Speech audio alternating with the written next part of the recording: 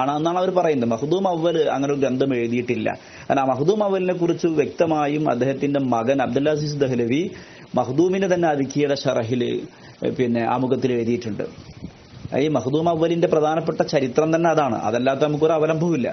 അതിലൊന്നും അദ്ദേഹം മൗലിദിനെ കുറിച്ച് യാതൊരു പരാമർശവും നടത്തിയിട്ടില്ല. അങ്ങനെ ഒരു ഗ്രന്ഥം എഴുതിയതായിട്ട് പറഞ്ഞിട്ടില്ല. അദ്ദേഹത്തിന്റെ ഗ്രന്ഥങ്ങളൊക്കെ പരിചയപ്പെടുത്തുന്നുണ്ട്. അപ്പോൾ അത് ഒക്കെ കൃത്രിമമായി പിന്നീട് ഇവിടെ അങ്ങനെ വലതും കൃത്രിമമായിട്ട് കാര്യം വന്നിട്ടുണ്ട്. ഇതൊക്കെ ഏതോ കാലത്ത് ഈ തങ്ങന്മാരുടെയൊക്കെ അധിനിവേശം ഉണ്ടായതിന്റെ ശേഷം, ഈ കൊണ്ടോട്ടി സംസ്കാരം വർദ്ധിച്ചതിന് ശേഷം, കൊണ്ടോട്ടിക്കാർ പോലും ഏതോ ഒരു മഖ്ദൂമിന്റെ പേരിലൊക്കെയാണല്ലോ കൊണ്ടോട്ടിസത്തെ സ്ഥാപിക്കുന്നത്. എന്ന പോലെ ഇവിടെ ആരോ ഇത് പ്രചരിപ്പിക്കുകയും പിന്നീട് അത് അങ്ങനെ ക്രമേണ പൊന്നാനിയിലൊക്കെ ഇപ്പൊ ഈ മങ്കൂസ് മൗലിദ് ഓതാൻ തുടങ്ങിയിട്ട് എത്ര കാലമായി എന്ന് ആലോചിക്കേണ്ടതുണ്ട്. ഏറിയാൽ ഒരു 150-200 വർഷങ്ങൾക്ക് ശേഷമാണ് ഇതൊക്കെ വരുന്നുള്ളൂ.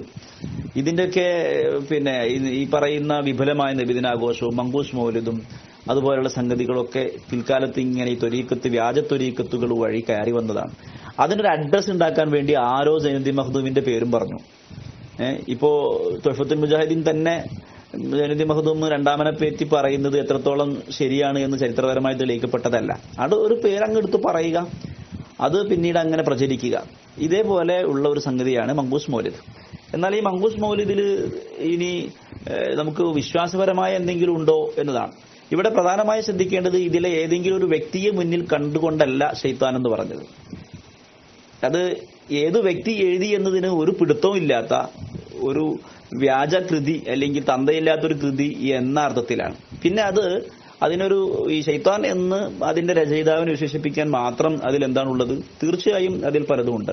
അഹ്ലുസ് സുന്നത്ത് വൽ ജമാഅത്തിന്റെ മുത്തഖദ്ദിമീങ്ങൾക്ക് പരിചയമില്ലാത്ത പിൽക്കാലത്ത് ഈ സൂഫി വാദങ്ങൾ സ്വാധീനിക്കപ്പെട്ട് ശേഷമുണ്ടായ ചില വാദഗതികളുടെ സ്വാധീനം അതിൽ കാണാൻ കഴിയും. ഇബ്നു ഹജർ തങ്ങൾ എഴുതിയ മൗലിദിൽ പോലും ഇല്ലാത്ത തുടക്കമാണ് സുബ്ഹാനല്ലദീ അത്ലഅ ഫീ ശഹ്രി റബീഉൽ അവ്വലി ഖമറ നബിയിൽ ഹുദാ വഔജദ നൂറഹു ഖബ്ല ഖൽഖിൽ ആലമി വസമ്മാഹു മുഹമ്മദ എന്ന് പറയുന്ന ഒന്നാമത്തെ വരി.